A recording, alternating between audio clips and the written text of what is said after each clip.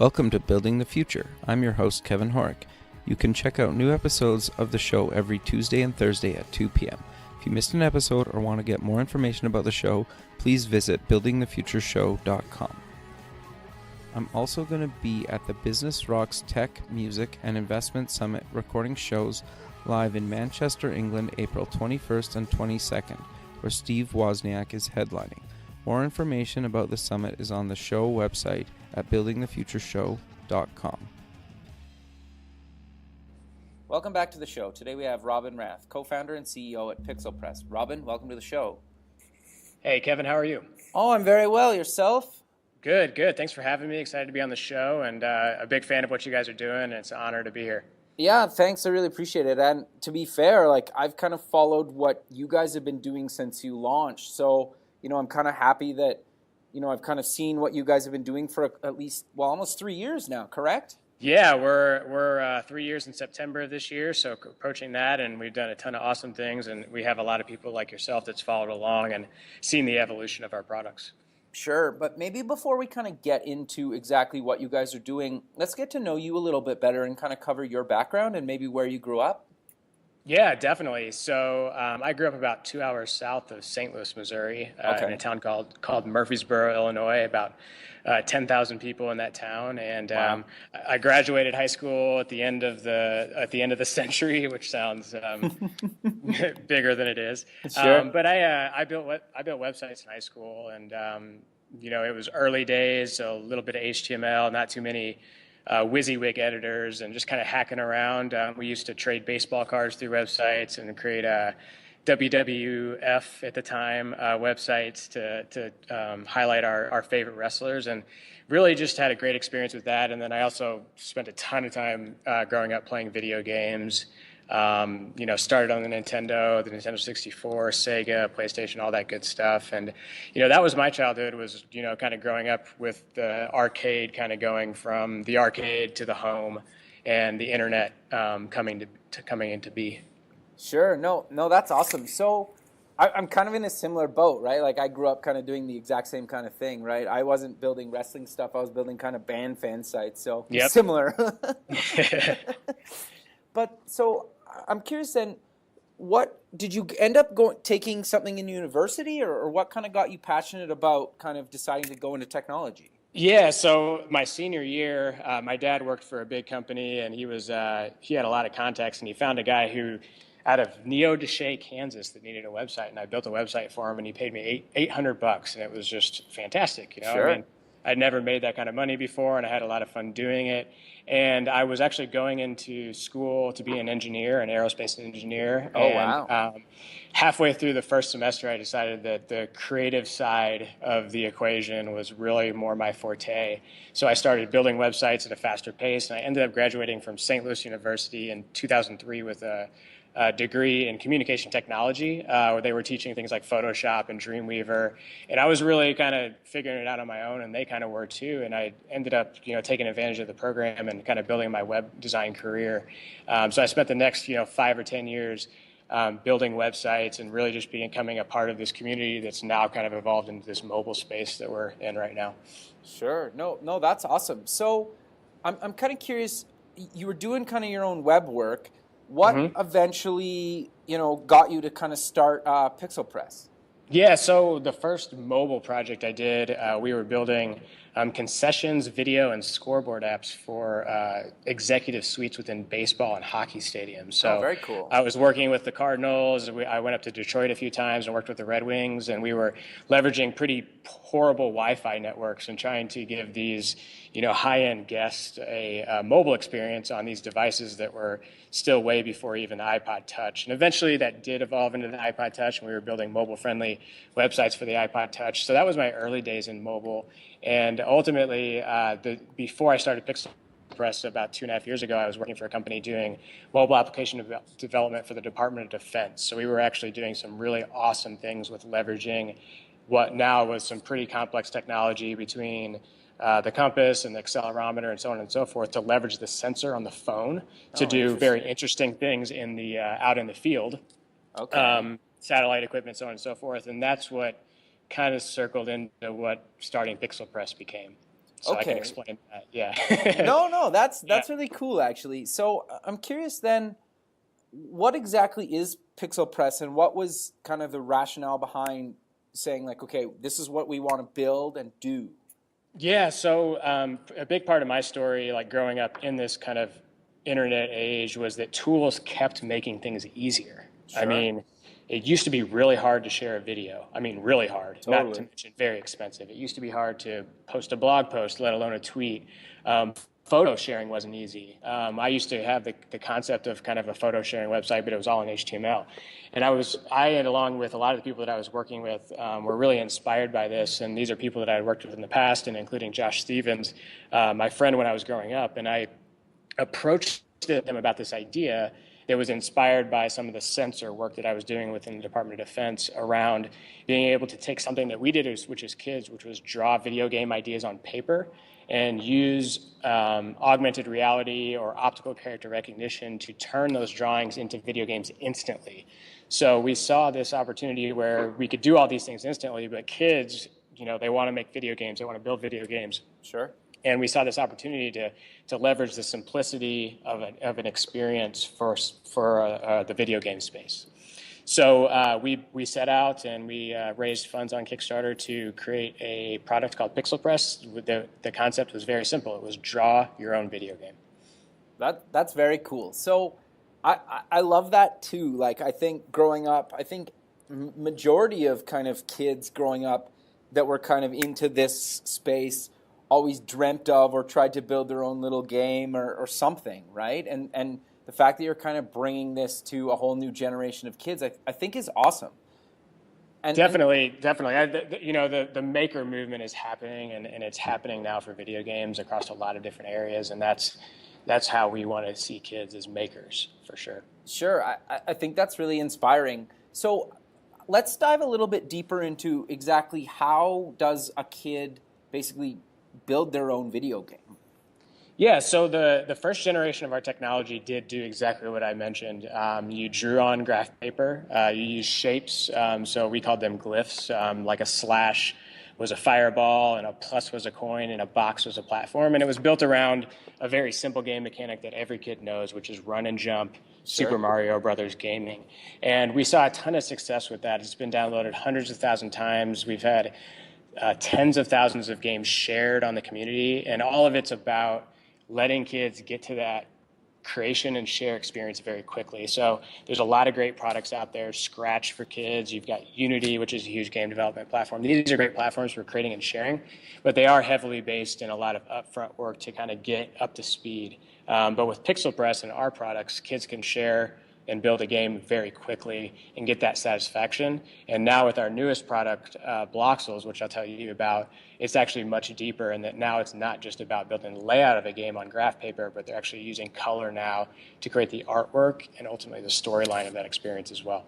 Sure. So maybe let's actually cover what Bloxels is. I think that's kind of your new thing. It's kind of up and coming. It's very cool to me. So kind of exactly explain to somebody that has no idea what it is and how you kind of use it. Yeah, definitely. So I'll talk about the Pixel Press product Floors, which you can download for free today on the App Store. It allows you to draw a video game layout concept on paper, take a picture of it with your iPad, and then it instantly converts what you drew into the structure of a video game. So if you're familiar with Super Mario Brothers, you're jumping on a platform, you're grabbing a coin, you're avoiding a pit, you're fighting an enemy. These are all elements of a game that with Pixel Press Floors, you're able to draw that on paper. Now, what we found was that we wanted to make something that was accessible to a broad range of kids. And we were seeing challenges with just the meticulousness of drawing perfectly on graph paper. Sure. And we were also over and over again getting to say, I want to create my own characters. I want to create my own characters. And for us, it never really made sense to have them draw characters on paper with black and white, with pencil. So the genesis of Bloxels, which is actually a physical toy, that's a game board. It's a gridded game board, so it is light graph paper, and it comes with 8 different colored blocks, where now instead of a plus being a coin and a box being ground, yellow is a coin, and green is ground. And they're actually able to build the layout of the game on the game board and then take a picture of it and turn it into a game. But they're also able to build the characters on the game board, so they can use the colored blocks to create artwork and simultaneously build the challenge of their game, but also the artwork, and ultimately through the software, the story of the game as well. So so it makes sense for me to use the little blocks in the board to build kind of the layout of the game, but explain to me about the character creation? Yeah, so if you think about a Mario game, it's a collection of assets. You have rooms. Each room is comprised of ground, coins, fire, enemies, and so forth. And then each of those elements are comprised of artwork. And in most cases, especially with classic pixel games or classic video games, it was pixel artwork. And of course, with Minecraft, a lot of people are very familiar with pixel art. Even today, it's very popular among kids. So essentially what we do is we have this system where it's an embedded structure of rooms down to elements, down to artwork. And when you're building these things on the game board, this 13 by 13 structure of our game board, you're actually building 13 by 13 rooms, which can be a game as big as 169 rooms. Each room can be 13 by 13 elements, so it can be 169 coins if you want, or if it can be a combination of ultimately 8 different objects. And then each of those objects can be 13 by 13 artwork, where essentially the color represents anything from a banana to a safari guy to a flying pig. Okay, very cool. So how did you guys kind of come up with this concept of basically building like I don't even know how to describe it without like telling people to go look at a picture. Sure. So we got this great graphic. We call it 13 by 13 by 13 by 13 explained, because it is this embedded system where you're kind of like, you always see those things in movies where they zoom, way out from the world, and then eventually you see the universe, and it kind of like just grows and grows and grows. In some ways, our system's like that, but it's all based around this 13 by 13 structure. Right. And what it does is it lets kids overcome 2 big challenges that we see with video games.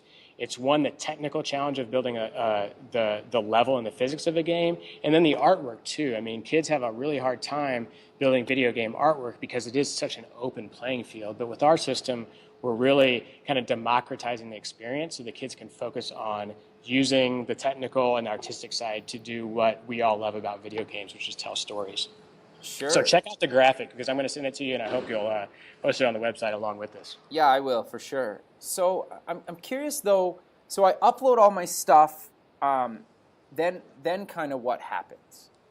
So you basically have a library, and you have an editor. So as you create content, you're building your library. Okay. And you're assembling elements of your library into a game. Okay. And once you're ready, you can share that game to what we call the infinity wall, where anybody can actually play your game. So that's the key part here, is we're letting kids be video game publishers, because they're able to actually build a game and share it within the community within our app.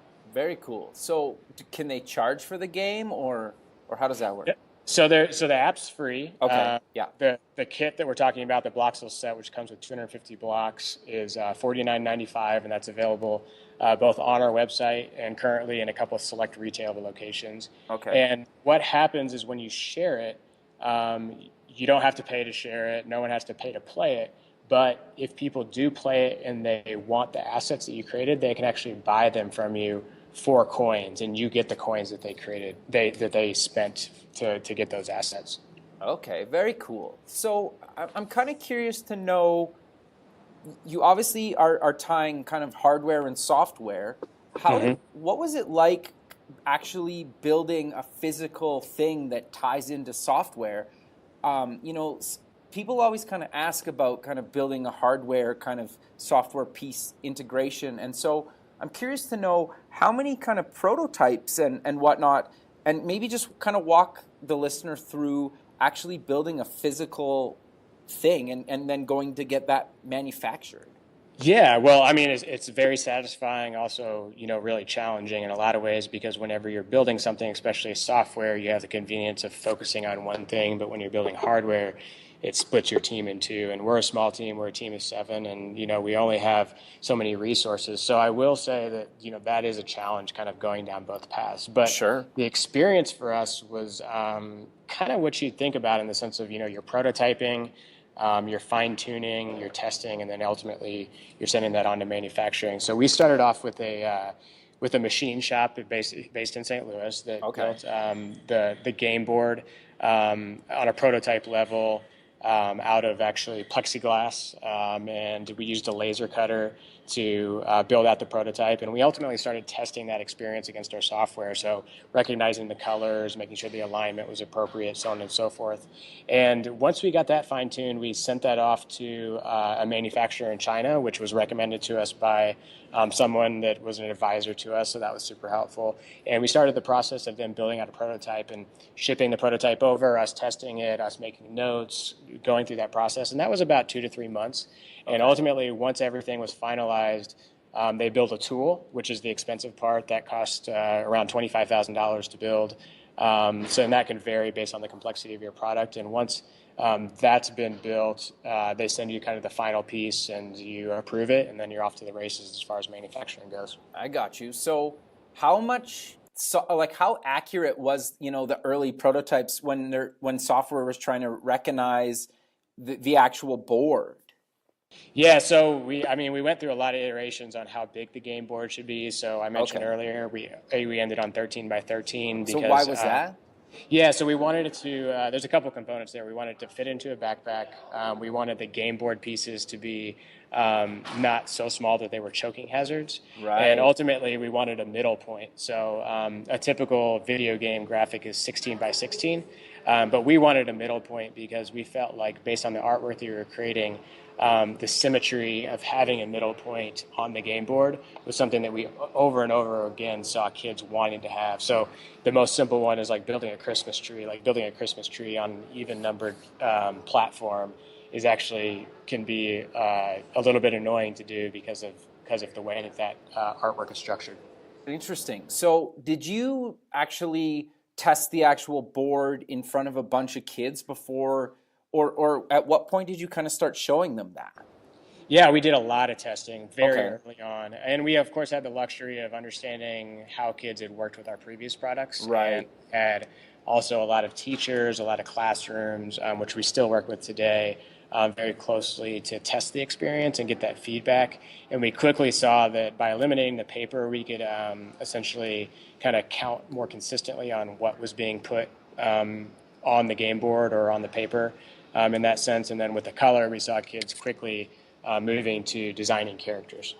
Okay, interesting. So obviously when you guys first kind of came out, I remember you guys got tons and tons of publicity, and obviously you're doing well because you're expanding and you're making the experience and making game creation and character creation a lot easier for kids. And I love the fact that you're still getting user feedback even when you've obviously have a successful product out in the market. I think that's awesome, and I think that's important to kind of just reiterate. Oh yeah, definitely. I mean, we've done, we have had a great history. We built Pixel Press floors. We released Adventure Time Game Wizard in partnership with Cartoon Network about a year ago. And what we found is that, especially with a physical product, you constantly got to be pulling in user feedback and iterating that product experience. And of course, we have a lot of ideas for where to take Bloxels next as a product line, and we need to be constantly getting that feedback to help continue to develop it. No, I think that's awesome. And I was actually just going to mention or ask you about Adventure Time Game Wizard. Like, what exactly is it, and what is the partnership with the Cartoon Network? Yeah, so Adventure Time Game Wizard is kind of the second iteration of the drawing on paper experience. The first experience allowed you to essentially create one room of a game, whereas the Adventure Time game, in addition to having the Adventure Time characters in it, allow you to build much larger games. And that's kind of was the predecessor to the Bloxels experience, which also allows you to build larger games. But it's available on iPad and Android devices, phone and tablet, and it's a great product. It's $4.99 on the App Store, and it's really deep. It's got the ability to switch characters, lots of different power-up options, and the artwork is beautiful. So if you're an Adventure Time fan, or if you just want to check out making a game, or your kids do, definitely check it out on the app stores. Sure. So how did you guys go about getting a partnership with Cartoon Network? Yeah, so they actually found us during our Kickstarter campaign in 2013. Okay. We launched our Kickstarter campaign in June, and about halfway through, one of the biz dev guys with Cartoon Network reached out to us because Cartoon Network is known for being very progressive and just looking for new experiences to bring to their intellectual property. And they felt like it was a perfect fit because at the time they were looking to get into user-generated content within their systems, and they've continued to do that today. So it's been a great partnership, and we still love working with those guys. They're actually, we're at GDC right now, and we're actually meeting up with them just to catch up and talk about the next steps for both companies. That's awesome. So what is GDC? Yeah, Game Developer Conference. Okay. It's the world's largest professional game developers event. This is the 30th year for it. Oh, wow. And I'm sitting outside of the Moscone Center where the event is located at the Children's Creativity Museum right now. Nice. Yeah, we're really excited to be hosting our inaugural Kids as Video Game Creators, our Kids as Video Game Makers 2016 event. Okay. Where we're recognizing kids for being game makers with the Bloxels platform. Okay, very cool. So how are you kind of recognizing them there? Yeah, so we opened up a contest about 2 weeks ago where we set out an objective, which is to create an original storyline with Bloxels. Okay. Creating the characters and the dialogue and the experience within the game. And they were required to submit their game by March 7th, which was about a week ago. And we have since had our judging panel, which is comprised of some awesome individuals from companies like Mattel, Cartoon Network, PlayStation, Goldie Blox, which is an awesome kids toy focused on girls engineering. And we've got a couple teachers involved as well in the judging panel, and they're helping us judge each game on 5 criteria points. Okay. And we've selected our winners, and they are going to be here to receive framed artwork of their games here at the Children's Creativity Museum on Wednesday, and we'll be letting people play their games while they're here. That's awesome. I think that's very cool of you guys to kind of promote the next generation of kids, right? Because I think, like we kind of alluded to earlier in the show, is that's how a lot of people get started, right? They build these little things, or they play around, or they kind of just like try to figure stuff out, right? And I love that you're building these tools for kids to do that, right? And yeah, the inspiration is really important, and again, having successful experiences for kids early on. Obviously, we're not trying to compete with Unity or in any way, and Sure. the games you can make with this are extremely simple. But at the same time, I believe that these kids are going to have the inspiration to go on and build with those tools in the future. Yeah, no, and I think that's super important, right? And that's really why I wanted to have you on the show, is because, like I said earlier, is I've followed you guys for almost 3 years now, right? From the Kickstarter campaign, and then you obviously moved on to a successful partnership with Cartoon Network, and now with Bloxels. I think it's awesome to see what you guys are doing, and I think you have like a real good product that helps, is actually solving a real need and problem, and inspiring kind of kids to do something great in their own time, because I think every kid at some point probably wants to build a video game.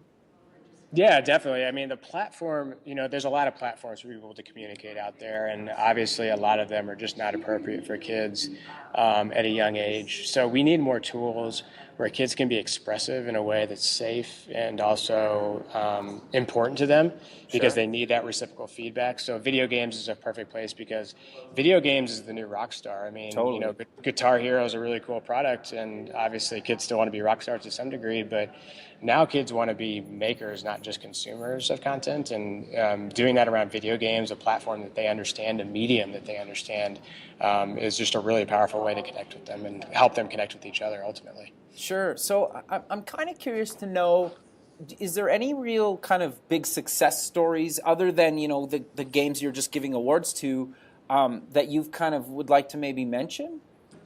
Well, I mean, we're really early on in the life cycle of this product. We just released at the beginning, the middle of January, but we had Okay. an amazing toy fair. We went to Toy Fair in New York about a month ago, and we have a lot of really good things going. We're currently in all Marbles the Brain stores. Oh, wow. Congrats. That's awesome. Yeah, they have 35 locations throughout the U.S., and we're featured right there in the front window, and we're one of their top-selling products right now, which is Interesting. really exciting to see. And we've really just had a lot of engagement from our early adopters with our platform, and we're constantly taking feedback from them and looking to improve it. So we've got some really big plans, but so far with this limited release, we've had just a huge amount of sales and engagement around the limited inventory that we have, and we're looking to grow that throughout 2016 and beyond around the Bloxels product. Sure. So I'm curious though, how did you guys go about getting in physical stores? Yeah, so it's a lot of phone calls to get started with, and obviously trade shows and things like that are really helpful to get the knowledge out there. So we actually announced Bloxels last year at Toy Fair, and we were recognized by Popular Science as a top toy at Toy Fair. And this was literally about a month into development in early prototype stages, but that got a lot of press for us, and we've slowly built that momentum to the point that we are at now. But at the same time, we're taking it slowly. I mean, it's really dangerous to kind of rush to have these huge partnerships with the large retailers, because you need to have the volume and the manufacturing and ultimately the experience and the brand recognition worked out. So we're being careful about that. We ultimately want to grow a huge experience around this, but we want to do it in the right way. Sure. I think that's actually really good advice that you guys, because a lot of people would just be kind of freaking out and trying to do whatever they can to grow as fast as they can. And I think it's really smart of you guys to just kind of almost like back up a little bit, kind of look at it objectively and say, okay, we want to make sure that we make the right decisions instead of just kind of rushing to get whatever you can, right? Yeah, I mean, physical plus digital is really hard too, because you've got to have relevance of both the physical experience and the digital experience. And we've learned we don't have it perfect yet, but we know what we need to do to fix that. And we've collected that data, and we've come up with that game plan based on research. So, we have people who love the physical part of the experience. We have some people that say, I don't understand it, or I'm not really sure exactly how it fits in. And we need to fix those things and ultimately do that before we are at major retail. And once we have those things figured out, then we'll be ready to go there, and we'll make a much bigger impact by taking it, in a very smart, strategic way. Sure. No, I think that makes a lot of sense. And then, every year Android and iOS come up with a new version, and you got to think about that from the software side as well. Yeah, no doubt about it. I mean, to our benefit, these products, their processor speeds, their camera quality, their connectedness is constantly improving, and that's what's made a product like ours, even 2.5 years ago, be possible. A product like this just wasn't possible before, and now as things develop, you've got to stay up with the trends, but you've also got to focus on your product experience as well, and make sure that it's kind of staying in line with what people want. Sure. So I'm curious, is there anything that you kind of thought would be pretty easy that was really difficult when kind of building either from the software or the hardware side?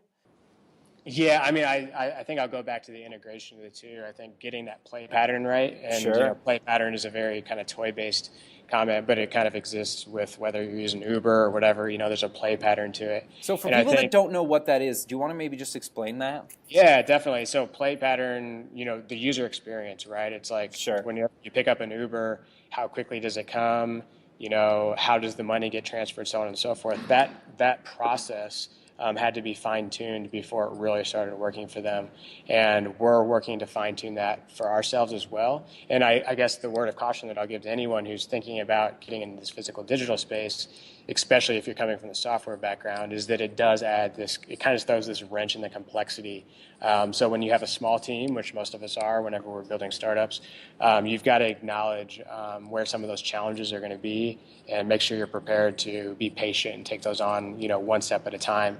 In a lot of ways, we started Pixel Press and launched Floors and thought that would be the be all end all experience, but ultimately we learned that there were some user experience challenges, and there were some monetization challenges around it too, that we had to figure out. The App Store is a challenging space, and sometimes it doesn't make sense to to build your entire revenue model around physical or digital products, especially whenever you're looking to sell to kids. So you've got to be comfortable taking your time and figuring out some of those challenges.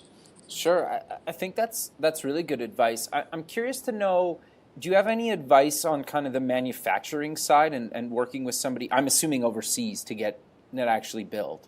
Yeah, I mean, I think the best place to start is to get a really strong recommendation to an organization. It's easy to think that like the biggest challenge is going to be communication, but ultimately, like that's actually not the hardest part. I mean, the people that I work with, I talk with them on Skype. They speak amazing English. Like that's not the challenge. I think a lot of it's about the back and forth and just the fact that the timelines you set, can change based on different challenges that come up, whether it be the product, the touch isn't right or the packaging isn't right. Like whenever you're sending stuff across seas and back and forth, things can take a lot longer than you thought. Sure. No, that makes a lot of sense. So I'm curious, did you have to go? I'm assuming you got it made in China or something? Yeah, it was. It was manufactured in Shenzhen, China. Okay. We fortunately had a partner that went over there on our behalf on a Okay. particular occasion. And I think it's a best practice to do that just to make sure that the pre-assembly, what they call the build out, where they're actually putting the final product into the packaging and assembling everything together. I mean, they're going to be, in our case, they repeated that essentially 10,000 times. If that's not done right, then you're going to get a bunch of stuff that didn't get assembled right. So in our case, we had someone over there who set up a Skype call with us, and he was kind of a third party that just made sure that everything was up to the standards that we set for the final pack out. No, that's awesome. And then obviously, in my opinion anyway, you guys were probably one of the most successful Kickstarter campaigns ever. And no, I'm serious. Like you guys like got tons of publicity went for it, right? Yeah, we did. I mean, we had our own hiccups, and obviously a lot of people do. Both Sure. products were delivered, 3 to 6 months late. We didn't deliver on every aspect of the software as we had planned, and in some cases we rolled stuff into other products, which is a lot to do with just the fact of we got to keep the lights on and keep going Sure. too, because everyone wants us to build the experiences. But at the same time, like it is such awesome experience to have people validating that they believe in what you're doing, and for the most part everyone's there to cheer you on in that way, and we really appreciated that, and ultimately can never thank everyone enough for being a part of that experience with us. Sure. No, I think that's awesome. But what I was going to ask you is I'm curious, is there any tips out there that you have that you guys did certain things to help kind of get your, Kickstarter campaign almost like above everybody else's? And I get that, things have changed since you guys Sure. ran it, but is there any kind of tips for people out there? Well, yeah, I mean, you got to be in it to win it. I always recommend people kind of believe that they're gonna raise the full amount on the first day and Okay. try to create an experience to do that. And we didn't do that, and very few people do. But it's not something that you should go into lightly. You need to build the database of contacts, whether it be press or backers beforehand. You need to make sure your message is on point and make sure you get feedback from people to make sure that message actually resonates with them. In our case, Draw Your Own Video Game resonated very quickly, Sure. in a very viral type way. And ultimately, you got to keep the excitement up. You've got to be authentic. I don't know that we did it too much differently than the people that are successful, but ultimately, it is a lot of work, and you've got to be prepared and ready to make the most of those 30 days. Sure. No, I think that makes a lot of sense. And I've heard this a couple of times now is you need to be really prepared, like you just kind of mentioned, before you go to Kickstarter. And you almost have to, like Kickstarter is almost like the last way to validate your idea. You've validated maybe like 80-90%, and Kickstarter is kind of maybe that last 10 or 20%, and those seem to be the most successful campaigns, or the ones like you mentioned that have kind of done their homework and they've done their research, and you kind of are ready for that kind of final push to put it to market, right, and get those backers. Yeah, definitely. And I mean, it's only getting harder. Kickstarter becomes more noisy. There's new challenges as far as, what people expect out of it. So I like your analogy about the last 80-90%. I mean, it's getting people to put down the cash, but everything else should be worked out, and it should be almost turnkey to have a successful campaign anymore. Sure, I think that's great advice. But Robin, we're kind of running out of time, so I'm curious. Well, not curious. Let's close the show with maybe again kind of promoting exactly what you guys do, just for anybody that's kind of tuning in late, and where they can find you online. Yeah, so I am the CEO of Pixel Press. We make a product called Bloxels that allows kids to build their own video game. It's a toy that helps them get over the technical challenges and the artistic challenges of making video games by allowing them to build them with physical blocks on a game board and then turn those digital assets into a video game by taking a picture of them. So it's very simple. And ultimately what they're doing is they're creating and telling stories through video games, and they can share those with their friends. You can learn more about it at bloxelsbuilder.com. You can buy it on our website. We're also currently available in every single Marbles the Brain store across 35 cities here in the U.S. Awesome. Well, Robin, I really appreciate you taking the time out of your busy day. Enjoy San Francisco, and I look forward to kind of following you guys along. Yeah, definitely. Kevin, I encourage you guys to check out our Kids as Video Game Creators Contest. It's bloxelsbuilder.com/KVGM16. We're awarding 3 kids for building some amazing games with Bloxels, and that'll be out on Wednesday.